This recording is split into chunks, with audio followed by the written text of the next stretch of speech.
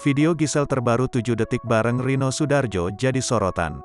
Beredar video viral Gisela Anastasia alias Giselle bersama pacar barunya, Rino Soedarjo di media sosial.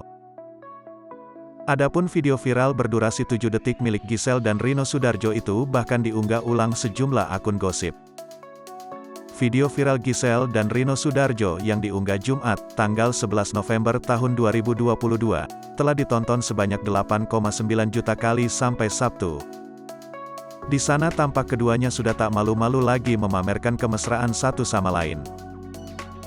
Terlihat Giselle mengenakan long dress hitam dengan tali tengah duduk di sofa. Sementara itu, Rino terlihat menggunakan t-shirt berwarna hijau dan short pants duduk di samping Giselle sambil memegang ponsel. Giselle terlihat membuat konten dengan menggunakan background lagu milik Justin Bieber berjudul Baby. Secara tiba-tiba Rino nampak membenarkan tali dress Giselle. Kemudian Giselle pun spontan merapikan dress bagian atasnya. Rino yang melihat hal itu langsung menatap Giselle dan seperti menjewer Giselle. Giselle pun tertawa dan langsung mengusap pipi Rino.